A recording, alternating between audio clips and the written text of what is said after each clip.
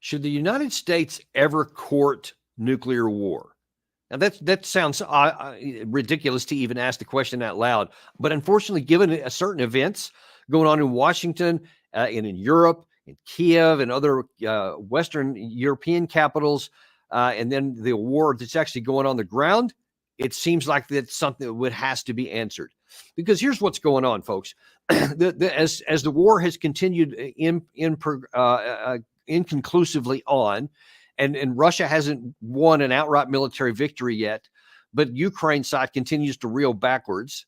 And as I've told you many times when you've watched this channel, I've laid out in a lot of detail why the fundamentals are decisively and irrevocably on the Russian side, and the longer time goes on, the more they're going to succeed. But because Russia has chosen a path to minimize the loss of their own troops and to maximize the loss of the Ukrainian troops, it's taking a lot longer because of the tactics that they're choosing.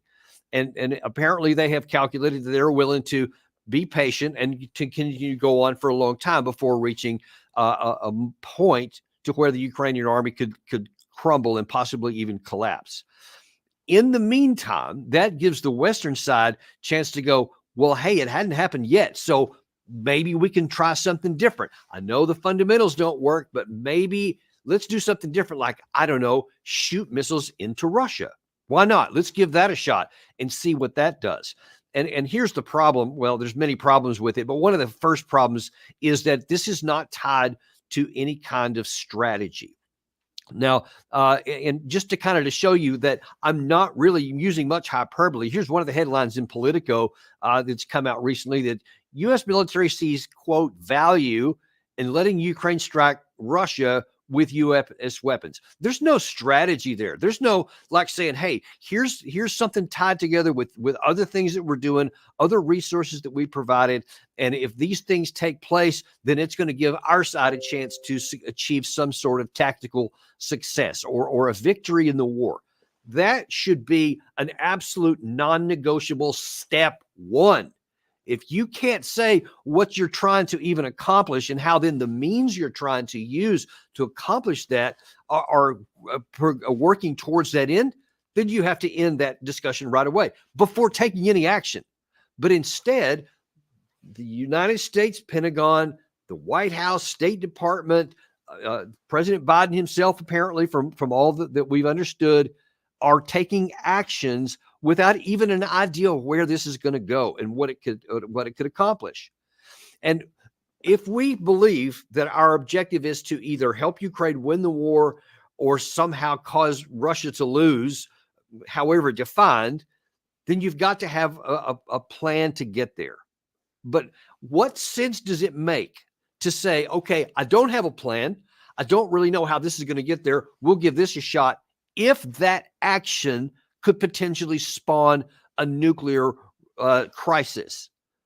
If Russia could say, hey, you've struck our targets on our territory and we're going to finally respond. Now, I know that one of the big reasons why the United States is taking this action right now is because they're basically saying to themselves, hey, we've run up against a bunch of this so-called Russian red lines. We've been running at it for almost 2.5 years now. We've been going on this far. At first, it was like offensive weapons. Well, we used those. That didn't happen. Then it was U.S. armor, one 777 howitzers, M1A1 main battle tanks, British Challengers. Ad infinitum. You keep going on down the list, and Russia didn't retaliate. We didn't cross. It didn't expand the war. And then it was Patriot air defense. That would be the difference. Well, no, that wasn't. That we did that. That continued on too. And now then it's F-16s, and then it was ATACMS, and then it was, it was HIMARS even before that. And all of these things, we heard all this stuff about Russian red lines, and what happened? They didn't expand the war. So the thought being that because Russia hasn't responded to that stuff, they never will. So there's this arrogance that says because we know that Russia hasn't done anything to this point, they never will. So we'll just try whatever. So even though Russia is saying lots of things here in the recent days, we've shown you some clips recently of Vladimir Putin trying to warn people that if you attack us inside our country, it's a different situation. And listen, we have, this whole issue of proxy war, all the things I've talked about so far have been things on the proxy war inside of Ukraine. We got a lot of experience with that for literally like many, many decades, really going back centuries. I mean, proxy wars are nothing new. But what they have, especially in the modern era, since the end of World War II, and you've talked about Russia or the USSR and the West / the United States or NATO, it's that the proxy wars have been each side trying to take actions that's going to harm the interests of the other side, whether was the U.S. and the Russia's or the USSR war in Afghanistan, or maybe the Chinese and the Russians in the Vietnam War, in the Korean War, where there was, it was taking place in a third country. But nobody has ever, especially in the nuclear era, had a proxy war where some of the weapon systems were used on the territory of the nuclear power until now. And now then that has finally started. So President Biden last week gave authorization, limited authorization, as he said so far. We're going to show you a clip on that in a minute. But anytime you start this process and you start going down a road here, you never know where it's going to end up.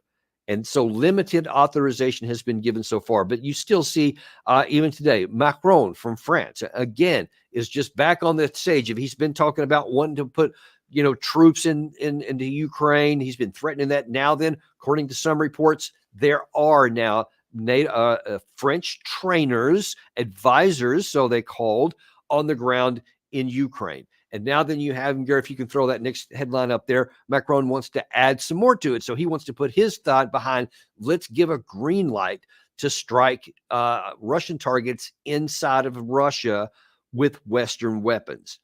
And again, the same thing. It's not tied to anything. He's just like say, well, none of this other stuff has worked, but let's give this a shot here too.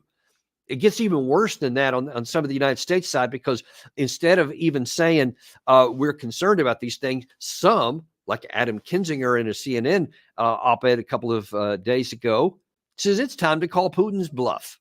Just outright, yeah, you know what? Let's don't even worry about that. Let's just call his bluff and keep doing whatever we want.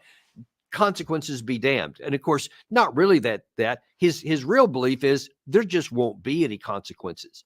So he is willing to risk your life, the physical existence of our country, and life on the planet if things get out of control. Because once one nuclear threshold is crossed, even if it's a tactical nuclear weapon, the chances of it escalating are just astronomically high, terrifyingly high. So you can't even get to the first one, but you see so cavalier, just call his bluff here. And look, we're not talking about like you're on a schoolyard kid or something and you want to call some kid's bluff or whether he's going to punch you in the nose or something. We're talking about a nuclear weapon. We're talking about literally risking human life on the planet or the ability to sustain life. Or even in a less worst case scenario, just the elimination of cities, of entire regions, of entire formations. If it's a tactical nuclear weapon, those are extremely, extremely powerful. And I assure you folks, the day that the nuclear threshold is crossed in the modern era, life as you know it will change forever. The security and the confidence that you think that you have now, and the way that the rules of the road, the way things have been, everything that we're relatively comfortable with is over. And then nobody knows what it will be like then, except that it will be a terrifying knife's edge kind of risk that your city could vaporize the next day. And once one of those things happens, even if somehow we're able to avoid the mutually assured destruction situation where both sides wipe each other out, I mean, even just the catastrophic loss of a single city in one country is just going to just upset everything and change the way that economies are done, the way nations our engagements are done. I mean, it's going to just upset everything and put everybody on risk. And we just cannot go down this path. There's no value in it. Now, on General Hertling, former commander of the 1st U.S. Armored Division, I've taken to task several times, and I don't even agree with all the things he says on here, but he does at least have the integrity to say, hey, this is not cost free. Check this out. What Mr. Zelensky is very upset about is he wants more latitude in using ATACMS missiles that have anywhere from 170 to 300-mile range. He wants to strike deeper into targets in Russia, and the president has not allowed that. So there has been the availability of some weapons to go against those Russian forces that are actually lagering on the other side of the Ukrainian border in Belarus and in Russia. And that's a very good thing. There's been many of us who have said that should have happened a long time ago. But there's a concern. The risk involved is that the Kremlin will see anything that strikes deep into Russia and that could possibly miss the target and maybe hit, I'm going to give an example, hit an apartment building with Russian citizens could be an extreme provocation that the Russian leader could use to say, hey, see, I've been telling you all along, this is a U.S. war. They're using proxies to do this. They're giving them their weapons. Yeah, except it won't be just words. It'll be a fact. That will be the truth. Because, and Putin made this clear in a statement he made a couple of days ago, that he acknowledges openly, he says, let me make sure everybody understands what's going on here. If the West makes good on this threat, you need to understand something. He said these sophisticated like Taurus missiles or the ATACMS long-range missiles or any of the cruise missiles that could be talking about that could come in there that it would strike deep in Russia. He says you're not going to get those from just some cruise in Ukraine. He said they're not going to have any idea how to do those because they take most of the sophisticated satellite guidance systems to be able to strike deep in there. He said that means that any nation that fires those, it came from their soldiers. That means that the soldiers of another country would have directly attacked Russian territory and killed Russian personnel. And that's how he'll regard it. Now, if you want to know what that means, we don't have to look any further than Ryabkov, the deputy foreign minister, who today published some words that was carried in Reuters, where he says he warns the West against a fatal miscalculation in Ukraine. This follows other direct warnings from other senior Russian officials, where he's saying, don't make this fatal miscalculation of thinking that you can attack Russia with no cost anywhere. Now, they have already previously said they would also, if some of the British forces actually strike into Russian territory, that they would retaliate against British sources outside of Ukraine. And of course, you have the whole issue of the potential for Article 5 if that takes place. But we are just running right up against the edge of risking that Russia could feel that they genuinely are against all of NATO, not just in a proxy fight, but in a direct fight. And the chances that they could use a tactical nuclear weapon are really, really high. I mean, I think that's what Ryabkov was saying. I think that's what Putin has been trying to emphatically get across to people. And look, this is no game, folks. A nuclear detonation is no game. We had on our show last week Ted Postel, MIT professor, that came on in a lot of detail, explained exactly what this would mean and what it would look like and what the destruction radiuses are, et cetera. Go back and look at that. That's on our inventory, on our live tab, on our homepage. Go back and check that out. Please look at it. It's terrifying because of how real it actually is. And if you are ever even going to think about nuclear weapons, those should only be even contemplated in a situation to defend yourself. If some country is going to attack your country, a nuclear power, or that your literal survival is at stake, that's the reason you have nuclear weapons, to defend against, some huge onslaught where somebody may take out your country. What it should never, never be used for is a casual risk to do something that doesn't even help your country. That's what's just infuriating about this. And what I want you to understand here is that you have like Adam Kinzinger, you have even General Hertling right there, who generally at least admitted there was a risk. He's still saying, yeah, I think we should attack some of these things on the Russian side of the border, on the Belarusian side of the border. I mean, are you serious? There is anything at all that's worth risking a nuclear attack against the United States, spawning one against us or our interest, over something that doesn't even help us. because I have been showing you in a lot of detail here. And there was also, I think over the weekend, there was a video by a Colonel Marcus Reisner of the Austrian Army. He's been producing videos really since this war began, every 5 or 6 months, sometimes every 2 or 3 months, especially in the beginning. And he's one of the best there is, because they do lean towards supporting the Ukraine side, but they're also honest in what they talk about. And he had a video here, and Gary's going to pull that up here in a second. We're going to show that shows some of the consequences of what we're already doing. And in what you'll see here is there are two things he's going to point out. One is the consequence of what we've already done, how we're pulling what was our adversaries, Russia, China, North Korea, and Iran, that had been kind of stovepiped and separated. We've drawn them together to our common demise. And then you're going to see what he's talking about the Ukraine side and how they're very close to what's called culmination. Check this out. On the other side, you can obviously see that Russia have very trustable allies and even friends. So we know that China, for example, is delivering certain goods which the Russians can use for their armament production. We also know that the Iranians are delivering drones on a high scale, drones of the type of Shahed. It's said that several thousand of them were delivered to Russia. And with the help of Iran, Russia is already able to produce its own Shahed drones, which they call Garan 2. We also have countries like North Korea. It's said that the Russians last year produced 3 million shells of artillery rounds, while the North Koreans delivered another 2 million. So that means 5 million artillery rounds were available. So the question is, are we closing into a culmination point? And a culmination point is a situation from the military perspective which you should avoid, because if you cross over the culmination point, you can never return. And that means for Ukraine, that'll be good enough, Gary. We can cut it off right there.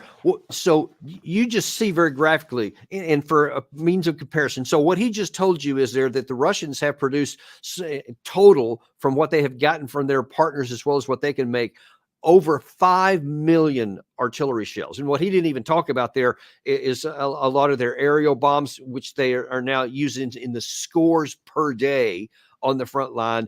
All their high-speed Kinzhal missiles, a lot of their hypersonics, they're now in just cranking them out in factory mode, in more than 100, 150 per month of various kinds.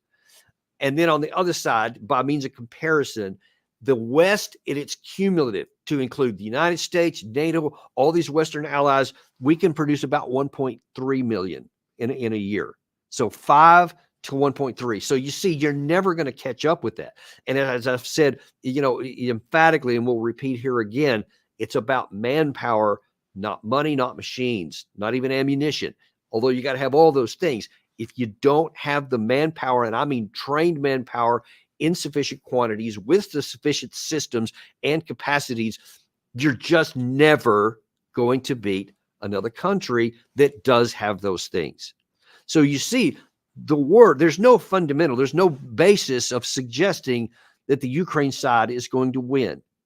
Firing a few long-range missiles into Russia is going to be painful. It's going to hurt wherever it lands, and it's going to be something they don't want, but it's not going to change anything on the ground. If you need any proof of that, then just look at the opposite side of this, because Russia has been saturating the entire country of Ukraine for at least 18 solid months since the fall of 2022, with this consistent barrage of long-range drones, long-range missiles, air bombs, etc., that just saturate energy infrastructure, the factories where they try to make things, ammunition depots, weapons depots. I mean, all troop concentrations, literally saturating the country with these kinds of things. And yet you see, it still has not forced Ukraine to capitulate. That's 18 consecutive months of high-level saturation bombing, and it still hasn't knocked Ukraine out of the war by itself. What possible rationale can anyone make to suggest that a handful of missiles here and there throughout the entire country of Russia, which is substantially larger, has much more air defense capabilities than the Ukraine side does, is going to somehow make any difference at all in the front line? It's not going to. If that be the case, then, and it is, what then rationale should we make to say taking this inconsequential action could spawn a nuclear escalation? You see where this is going, folks. It is irrational to the highest degree to say we're going to be taking this action because we can, and with this assumption that nothing bad will ever happen. That the Adam Kinzingers of our country continue to say, yeah, just give him a test, call his bluff, see if he'll really do it. Knowing that if he does, life as we know it will never be the same again, and we have to pray that it stays limited. Why would you do that? Stop being stupid. There's no better way to put it. There's no nicer way to put it. There's a lot of more accurate ways I could have used, but we'll keep it at PG for the moment. We need to stop taking actions that are contradictory to our own national interest, that have no chance of success, that could cost us everything, and in the best case scenario, not gain us anything. What we should do is what makes sense, what is achievable. And it should be self-evident that the primary objective of any government, including the United States, is to keep our people safe, prevent war, and where there are conflicts, to see them end so that we maintain our security and our freedom. And we continue to have the ability to have a solid economic platform around the world and the ability to prosper economically. I mean, it don't get complicated more than that. It is that simple. That's what you should do. But instead, we're doing things that are just almost begging to undo all of those things. Because at the moment, we still are the most powerful military organization on the planet. That is a true statement. And when you're looking at the global context, China is very strong and very powerful in their neighborhood, and they have certain advantages over us, especially over any absurd future conflict between China and Taiwan that we would want to get in the middle of. Russia is growing and much stronger in their area, but they're still very limited conventionally. We, on the other hand, have the ability to project power all over the globe. And we have this, strong Navy, strong Army, Marine Corps, Space Force. I mean, you name it. I mean, we truly do have this capacity. If we keep going down this path, we could squander all of it. We could just absolutely hand over all the advantages we have if we put these people in a position where we test them and call their bluff, and they actually make good on their threats. All of a sudden, all of these advantages that we have could vaporize in a moment. We should never do that. What we should do is try to end this war as fast as possible. And we can. That can be a decision of the mind that we can take. We can choose to bring this war to a conclusion, to seek the best negotiated settlement we can get for Ukraine, all the while knowing that our alliance, the NATO alliance, and our country in particular, will be totally secure. Russia doesn't have the capacity to attack us, and it won't, as far as the eye can see. It would be probably decades before there would even be the theoretical possibility of a conventional threat. But our nuclear power will ensure that Russia never takes a conventional bite out of Europe. We have the cards to call that, to prevent them from doing that. So as long as we're sane and rational and wise, we'll continue to prosper. We'll continue to be free, and there will continue to be no war. And that is where we need to go. And we need to stop this ridiculous stuff that we're doing. It's based on arrogance and this belief that nobody will ever do anything to us because we don't want them to. Basically continuing to try and live in this non-reality that we're trying to live in right now, forced over an actual world that does really exist. That's your deep dive for today, folks. Thanks for joining us and being a part of it. Also, I want to remind you again of a new feature that we have. We have a new, where you can join our crew here and get a special insider access to unique content, stuff that you can only get by signing up. Some ability to engage in some direct conversation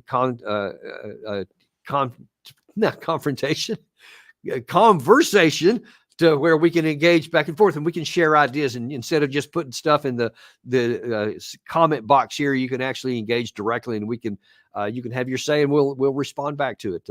And you also get some insider info and vaccine stuff that you just don't get anywhere else. So hit that join button right there, and very soon we'll be announcing the first time we're going to get together, possibly by the end of this week. Gary is just actually moving across the country right now, and he's trying to get his stuff unpacked there. We'll see if we can get it done this weekend, but if not, absolutely no later than next weekend will be our first one. And we invite you to join with us and be a part of what's going on, because truly we are in this together.